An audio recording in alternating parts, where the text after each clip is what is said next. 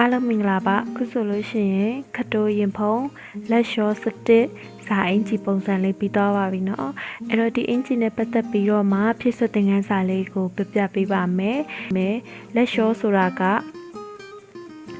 ဒီပခုံးကနေပေါ့နော်ပခုံးမြတ်မှာမဆုံးမဲနဲ့လက်ကိုတခါတည်းရှောပြီးတော့မှချုပ်သွားတဲ့ပုံစံလေးပေါ့နော်အဲ့ဒီဟာလေးနဲ့ပတ်သက်ပြီးတော့မှပတ်တန်လေးကိုဖြစ်ဆွတ်ပြပြပေးမယ်ရှစ်ချမ်းပဲဖြစ်ဖြစ်နောက်ချမ်းပဲဖြစ်ဖြစ်လက်လျှောလေးကိုဆွဲတော့မယ်ဆိုလို့ရှိရင်သူ့ရဲ့ပုံသေးနီးကပါလာမလဲဆိုတော့ဒီပခုံးမြင့်တိုင်းကိုဒီလိုဆက်ဆွဲလာမယ်ဟုတ်ပြီနော်ဒီလိုဆက်ဆွဲလာမယ်ပြီးရင်ဒီကိုတလက်မမှတ်မယ်ဒီဘက်ကိုလည်းတလက်မမှတ်မယ်အဲ့ဒီအမှတ်တစ်ခုကိုဒီမှာပေတံနဲ့ထောက်လိုက်မယ်နော်ပေတံနဲ့ထောက်ပြီးတော့မှဒီအလယ်မြင်းကိုရအောင်ယူမယ်ပြီးတော့မှဒီလိုဆက်ဆွဲမယ်အဲ့ဒီဟာကိုမှကိုကလက်လျှောကိုအခုဒီအင်ဂျီမှာသုံးထားတဲ့ပတ်တန်ဆိုလို့ရှိရင်လက်လျှောကိုဒီကိုနှစ်လက်မှဆင်းထားတယ်နော်နှစ်လက်မှဆင်းထားတယ်ကိုကမဟုတ်ဘူးအဲ့ထက်ရှော့ရှော့လေးလိုချင်တယ်ဆိုရင်တော့အောက်ကိုနှစ်ခွဲသို့မဟုတ်သုံးလက်မှထိသွားပြီးတော့မှယူပေးလို့ရတယ်ဒါပေမဲ့သုံးလက်မှယူလိုက်ပြီဆိုရင်ဂျိုင်းဝိုက်တဲ့အချိန်မှာအနှဲငယ်လေးအခက်ခဲဖြစ်သွားတတ်တယ်ဒီလိုမျိုးကြီးလာပြီးတော့မှဝိုက်ရင်လက်ရှူလို့မရတော့ဘူးနော်ဒီလိုမျိုးလေးသွားလိုက်လို့ရှိရင်လေဒီနားလေးမှာလာပြီးတော့ထောင်နေတတ်တယ်ချုပ်တဲ့အချိန်ကြလို့ရှိရင်အဲ့ဒီတော့နှစ်လက်မကအဆင်ပြေပါတယ်နောက်တစ်ခုကအခုဒီပတန်လေးပေါ့နော်ဒီကနေပခုံးကိုဆင်းလာတယ်ဒီကနေတလက်မမှတ်တယ်ဒီကိုလာပြီးအလဲတက်နေရမှာဒီလိုဆင်းလာတယ်ဟုတ်ပြီနော်အခုဒီပတန်လေးကဒီပခုံးသားလေးမှာလာပြီးတော့မှသူကကွက်တီလေးလာကြတာနော်လှုပ်ရှားတဲ့အချိန်ကြလို့ရှိရင်ဇာအင်ဂျီတော့မတိတာဘူးပိတ်စအမာတွေဆိုလို့ရှိရင်လှုပ်ရှားတဲ့အချိန်ကြလို့ရှိရင်ဒီဟာလေးကနည်းနည်းလေးတုံနေတတ်တယ်နော်ဒီဟာလေးက fitting ချုပ်တာဖြစ်တဲ့အတွက်ကြောင့်မလို့ကွက်တီလေးချုပ်တာဖြစ်တယ်အဲ့တော့ဒီဟာလေးကိုဒီလိုတုံနေတာမကြိုက်ဘူးဒီလိုလွတ်လွတ်လပ်လပ်လေးပဲကြိုက်တယ်အပေါ်လက်လျှောဆိုပေမဲ့လည်းဒီလိုမျိုးလက်မောင်းရင်းမှာလာပြီးကတ်နေတာမကြိုက်ဘူးလွတ်လွတ်လပ်လပ်လေးပဲကြိုက်တယ်ဆိုရင်တော့ဒီမြင်းလေးကိုဒီဖက်သွားပြီးတော့ယူပေးလိုက်နော်အလဲကိုကြားစရာမလိုဘူးဒီဖက်ကိုပို့ပြီးတော့မှရှော့ပေးလိုက်နော်ဒီလိုပုံစံမျိုးလေးရှော့ပေးလိုက်အဲ့ဒါဆိုလို့ရှိရင်အင်ဂျီပုံစံလေးကလည်းဘေးကိုလာပြီးတော့မှနည်းနည်းလေးကားထွက်သွားမယ်ဟုတ်ပြီနော်ပြီးတော့ဂျိုင်းလေးကိုသူကလက်ပြတ်မျိုးစားပါတဲ့အတွက်ကြောင့်မလို့ဂျိုင်းလေးကိုအရှိရပုံတင်ဒီတိုင်းမှာအပေါ်ကိုသုံးစိတ်တင်တယ်ပြီးတော့မှကိုလိုချင်တဲ့နေရာကနေလက်လျှောလေးကိုဖြတ်ပြီးတော့မှဂျိုင်းလေးကိုလာပြီးတော့အသစ်ဆွဲပေးမယ်နော်ဒီနားကနေလာပြီးတော့မှလာဆွဲတဲ့ဂျိုင်းအစ်စ်ကရင်ကျယ်မြင့်မှလာပြီးတော့ဆုံးရမယ်ဒီအောက်မှာလာပြီးတော့သွားပြီးတော့မှဝိုက်စရာမလိုဘူးเนาะအဲ့တော့ဒါကလက်လျှောလေးရဲ့ပုံသေးနီးအရှိချမ်းမှာကဒီလိုမျိုးเนาะအလဲတက်တက်မှာမဟုတ်ဘဲနဲ့ဘေးကိုကားထားတယ်ဆိုရင်အနောက်ချမ်းကိုလည်းဘေးကိုကားပြီးဒီအရှိချမ်းမှာဒီလိုဘေးကိုကားတယ်အနောက်ချမ်းမှာကဒီလိုအလဲကိုလာတယ်ဆိုရင်တော့သူ့ရဲ့ချုပ်ရိုးတွေကဆွေကုန်မှာဖြစ်ပါတယ်เนาะတိတ်ပြီးတော့မှချုပ်ရတာအဆင်ပြေမှာမဟုတ်ပါဘူးထွက်လာတဲ့အထည်ကလည်းလှမှာမဟုတ်ပါဘူးเนาะအဲ့တော့ဒါကလက်လျှောလေးနဲ့ပတ်သက်ပြီးတော့မှသူ့ရဲ့ technique လေးဖြစ်ပါတယ်เนาะပြီးရင်စတစ်ကော်လာလေးဆိုလို့ရှိရင်ဒီမှာနောက်ချမ်းရှေ့ချမ်းပတ်တန်လေးရှိရယ်เนาะနောက်ချမ်းရှေ့ချမ်းပတ်တန်လေးရှိတယ်အဲ့တော့လက်ဘင်းကိုကြတော့စတစ်တွေတက်တော့မယ်ဆိုရင်လက်ဘင်းကအနောက်ချမ်းကဒီမှာပခုံးမြင်းရှိတယ်ပေါ့နော်ငကိုမူလပခုံးမြင်းရှိတယ်အနောက်ချမ်းကဒီပခုံးမြင်းကနေ6စိတ်ထပ်ပို့ပြီးတော့အောက်ကိုမချရပါဘူးเนาะ6စိတ်ထပ်ပို့ပြီးအောက်ကိုချလိုက်တယ်ဆိုလို့ရှိရင်စတစ်ကအနောက်မှာသွားပြီးတော့ဆွဲပြီးတော့မှလန်နေမှာဖြစ်ပါတယ်ဒါကြောင့်မလို့ဒီစတစ်တွေချုပ်တော့မယ်ဆိုလို့ရှိရင်ဘေးကိုဘလောက်ပဲချက်အနောက်ချမ်းကိုကြတော့6စိတ်ထိပဲထားပေးမှာနော်6စိတ်အောက်ကိုမချပေးနဲ့နော်တချို့ကတလက်မတွေပါတွေချတတ်တယ်တလက်မတွေပါတွေဆိုရင်ဝစ်ရတာတိတ်ပြီးတော့ဝစ်လို့မကောင်းတော့ပါဘူးနော်ဟုတ်ပြီဒါလေးကအနောက်ချမ်းရဲ့ပုံသေးနီးပြီးတော့အရှိချမ်းကိုပြပြပေးမယ်အရှိချမ်းကကြတော့လက်ဘင်းကိုဘေးကို3စိတ်ချဲ့တယ်အောက်ကို3စိတ်ချဲ့တယ်နော်ဒီဘေးကိုအောက်ကို3စိတ်မချဲ့ပဲနဲ့ဒီလက်ဘင်းနဲ့ချုပ်လို့မရဘူးလားဆိုတော့ရတယ်ကိစ္စမရှိဘူးဒါပေမဲ့ဒီလက်ဘင်းနဲ့ချုပ်မယ်ဆိုရင်ဘာဖြစ်တယ်လဲဆိုလို့ရှိရင်လဲတိုင်းမှာသွားပြီးတော့ကတ်နေပြီးတော့မှလှုပ်ရှားရတာတိတ်ပြီးတော့အဆင်မပြေဘူးเนาะအဲ့ဒါကြောင့်မလို့ဒီလိုလေးနည်းနည်းလေးချဲ့ပေးလိုက်တာကပို့ပြီးတော့အဆင်ပြေတယ်เนาะဒီလိုရှေ့ချမ်းမှာ3စိတ်ချဲ့ပြီးဆိုရင်အနောက်ချမ်းကိုလည်း3စိတ်ချဲ့မယ်ပြီးတော့ဘာလုပ်မလဲဒီ6စိတ်မြင်ရနေပဲလာပြီးတော့မှလက်ဘင်းကိုချဲ့ပေးမယ်เนาะအောက်ကိုသွားပြီးတော့ချစရာမလိုအဲ့တော့ကိုက ဒီစတစ်လက်ပင်ဖောက်လိုက်တယ်ကိုဖောက်တဲ့လက်ပင်ကလက်ပင်အစ်နေတာလားလက်ပင်က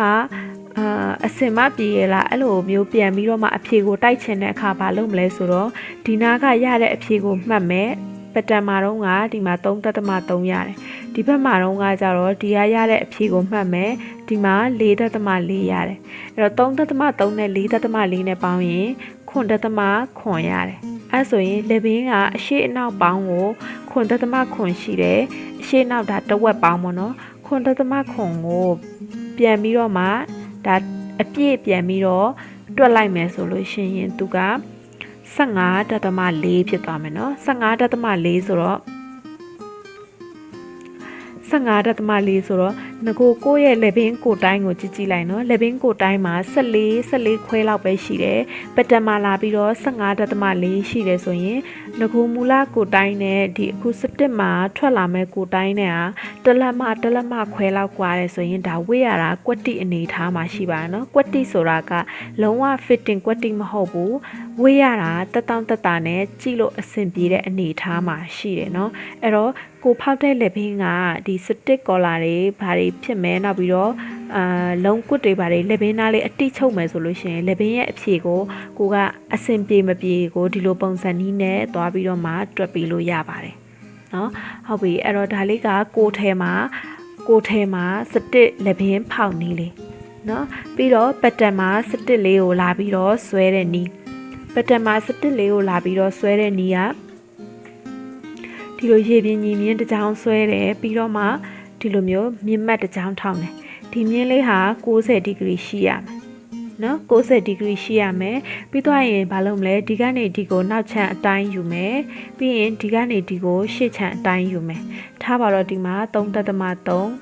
4.4ဟုတ်ပြီနော်ပြီးရင်ဒီမှာအလယ်အမှတ်လေးကိုတစ်ချက်မှတ်ပေးမယ်ပြီးတော့ဒီကနေဒီကိုဘယ်လောက်တက်မလဲ1.2တက်မယ်ပြီးရင်အဲ့ဒီအမှတ်လေးကိုတမတ်မှတ်မယ်ပေတံနဲ့ဒီလိုထောက်ပြီးတော့မှဒီ4.4အဖြေကိုဒီမှာလာပြီးတော့ဆွဲမယ်နော်ဆွဲတဲ့ချိန်ကျရင်မြင်းကစောင်းသွားပြီဖြစ်တဲ့အတွက်ကြောင့်မလို့ဒီထိတ်ထိမရောက်ဘူးဒီနာလောက်ပဲရှိလိမ့်မယ်4.4ကနော်ဒီအဖြေနဲ့ဒီအဖြေနဲ့ကတူတယ်ဒါပေမဲ့သူကဒီလိုစောင်းပြီးတက်သွားတဲ့အချိန်မှာဒီအထိမရောက်ဘူးဒီနာလေးလောက်ပဲရောက်လိမ့်မယ်နော်ပြီးသွားတဲ့အချိန်ကျမှဘာလုပ်မလဲဆိုရင်ဒီဘာနော်စတစ်ကော်လာလေးကိုကြိုက်တဲ့ size လေးကိုဆွဲပေးမယ်ပုံမှန်ကတော့တလက်မသို့မဟုတ်တလက်မ2စိတ်နော်လဲတိုင်းရှည်တဲ့လူဆိုရင်တလက်မနဲ့2စိတ်ဆွဲလို့ရတယ်လဲတိုင်းတိုတဲ့လူကတော့တလက်မပဲဆွဲပေးပါဘာလို့လဲဆိုတော့လဲတိုင်းကတိုတယ်စတစ်ကော်လာကြီးကိုခက်ကြီးဆွဲလိုက်တယ်ဆိုရင်လက်ဘင်းမှာသွားပြီးတော့မှအေးကြီးဖြစ်နေတတ်တယ်နော်အဲ့တော့ဒီကနေဒီကိုကျတော့အပေါ်ဘလောက်တက်လဲဆိုတော့လက်မဝက်တက်ပြီးရယ်နော်လက်မဝက်မတက်ပဲနဲ့ဒီလိုရှော့ပြီးဒီတိုင်းလေးလာပြီးဝိုက်လိုက်ရင်ဘာဖြစ်သွားလဲဆိုလို့ရှိရင်ဒီလိုရှော့ပြီးတော့ဒီထိတ်မှလာပြီးတော့ချွန်နေတတ်တယ်နော်အဲ့လိုလေးမချွန်အောင်လို့ဒီကနေပြီးတော့မှထိတ်ကနေဒီကိုလက်မဝက်နော် 0.4 လေးတက်ပြီးတယ်ပြီးတော့မှဒီထိတ်မှာကိုလိုချင်တဲ့နေရာကနေပေကွေးလေးနဲ့ဒီလိုလေးလာပြီးတော့ white ပြီးတယ်ပြီးရင်ဒီဟာလေးကိုပေကွေးလေးနဲ့မြင်းလေးတွေညှိပေးမယ်ပြီးရင်ဒီနောက်ကဖာလဲပိတ်ခောက်ရိုးလေးနဲ့ချုပ်ဟုတ်ပြီနော်တကယ်လို့အင်ဂျီကနောက်စစ်ဖြစ်တယ်စတစ်ကအရှိမလှည့်ပိတ်ဖြစ်မယ်ဆိုလို့ရှိရင်ပေါ့နော်စတစ်ကအရှိမအပိတ်အနောက်မှာနောက်စစ်ဖြစ်တယ်ဆိုဘာလုပ်မလဲဆိုတော့သူ့ရဲ့ပတ်တန်လေးကိုပြောင်းလိုက်မယ်ဒီပုံစံတိုင်းပဲဆွဲမယ်နော်နောက်ချမ်းရှေ့ချမ်းကိုဒီပုံစံတိုင်းပဲဆွဲမယ်ရှေ့ကိုကျတော့ဒီလိုမြင်မှတ်ထောင်လိုက်မယ်တရားနဲ့ကို90ဒီဂရီထောင်လိုက်ပြီးတော့မှဒါလေးကိုလာပိတ်ပေးမယ်ပြီးတော့ဘာလုပ်မလဲအနောက်ချမ်းကိုအပွင့်လာပြီးတော့ချုပ်ပေးမယ်အဲ့တော့နောက်ချမ်းကဒီလိုအပွင့်ဖြစ်သွားမယ်နော်ပြီးရင်ဒီမှာချုပ်စာထုတ်ရမယ့်ဟာတွေထုတ်မှာဒါကရှစ်ချမ်းကဒီလိုအပိတ်ဖြစ်သွားမယ်နော်အင်ဂျီတွေမှာမြင်ဖူးပါလိမ့်မယ်နော်စတစ်လေးကိုအရှိမလဲပိတ်ကလေးနဲ့အဲ့လိုမျိုးလေးဆိုရင်ပတန်လေးကဒီလိုအရှိအနောက်ပြောင်းပြန်လုပ်လိုက်အောင်မယ်နော်ဒီလိုပြောင်းပြန်ရင်ပြန်ဆွဲနေစရာမလိုဘူးနောက်ချမ်းရှစ်ချမ်းကိုဒီလိုဆွဲသွားမယ်ပြီးတော့မှဘယ်ဘက်ကအပိတ်လဲဘယ်ဘက်ကအဖွင့်လဲဆိုတာကိုပတန်ပေါ်မှာလာပြီးတော့မှစဉ်းစားပေးမယ်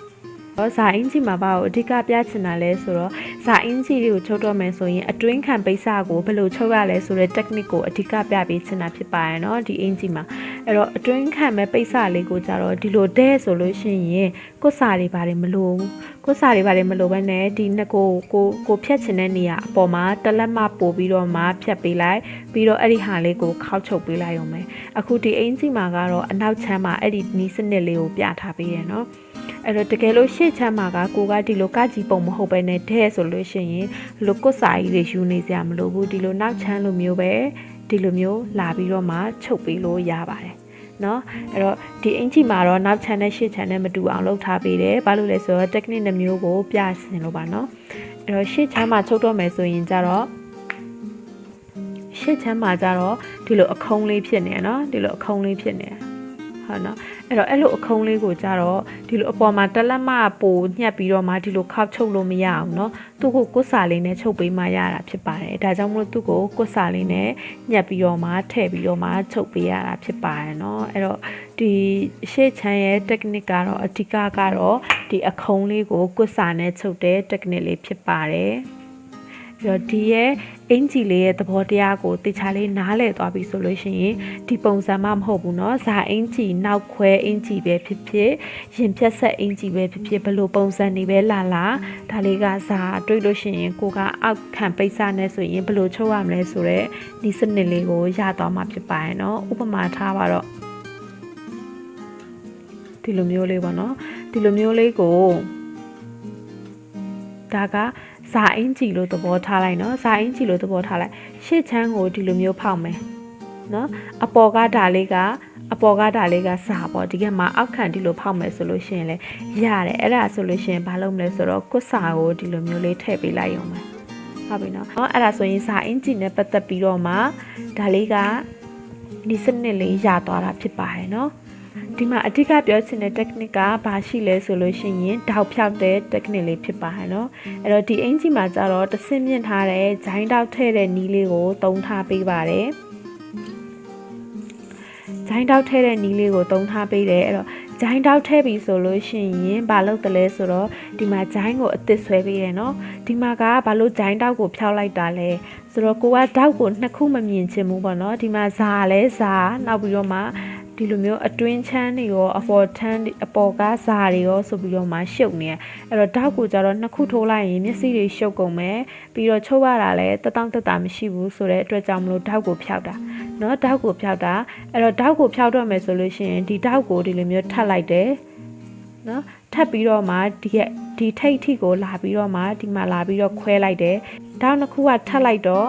ဒီရဲ့စက်ကူကဒီလိုမျိုးကားသွားတယ်เนาะကားသွားပြီးတော့မှဒီတောက်ကြီးကဘာဖြစ်လဲဆိုတော့ကျဲသွားတယ်เนาะကျဲသွားတယ်ဒီမှာကတော့တောက်မရှိတော့ဘူးเนาะအဲ့ဒါကိုအလွယ်နီးပေါ့เนาะကိုယ့်ရဲ့စိတ်ထဲမှာပေါ့เนาะအလွယ်နီးဒါဆိုရင်ဒီလိုမလုပ်ပဲနဲ့ဒီဂျိုင်းကိုရိုးတောက်ကိုမဖြောက်ပဲနဲ့ပေါ့เนาะဒီဂျိုင်းကိုဒီလိုလေးပဲဆွဲမယ်ပြီးတော့မှအောက်ကိုတောက်ကိုအကျဲလုပ်မယ်အဲ့လိုမရဘူးလားဆိုပြီးတော့မှမေးစရာရှိရယ်เนาะအဲ့လိုလုပ်လို့မရပါဘူးအဲ့လိုလုပ်လို့ရှိရင်သူကရိုးပက်တန်နဲ့ဘာမှမကွာခြားဘူးတောက်ကြီးတာလေးတစ်ခုပဲဖြစ်သွားမယ်เนาะအဲ့တော့ဒီမှာသူ့ရဲ့အဓိက main point ကပါလဲဆိုတော့တောက်ကိုဒီလိုမျိုးဖြောက်လိုက်ခြင်းအပြင်ဒီလိုစက်ကူကိုထပ်လိုက်တော့ဒီအပိုင်းကြီးတစ်ခုလုံးကအပေါ်ကိုစောင်းပြီးတော့တက်သွားတယ်အပေါ်ကိုစောင်းပြီးတက်သွားတော့ဒီအောက်ကဟာလေးကကားပြီးတော့ထွက်လာတာเนาะဒါကသူ့ရဲ့ main technique ဖြစ်တယ်အဲ့ဒါကြောင့်မလို့သူကဒီဟာကိုထပ်ပြီးတော့မှဒီဟာကိုကားရတာဖြစ်ပါတယ်เนาะတခါတည်းဒီလိုမျိုးဆွဲပြီးတော့မှဒီလိုမျိုးတောက်ကြည့်လိုက်ရုံနဲ့ဂျိုင်းတောက်ပျောက်သွားတာမဟုတ်ပါဘူးเนาะအဲ့ဒီရဲ့နီးစနစ်လေးကိုဒါလေးကသိထားမှာဖြစ်ပါတယ်เนาะ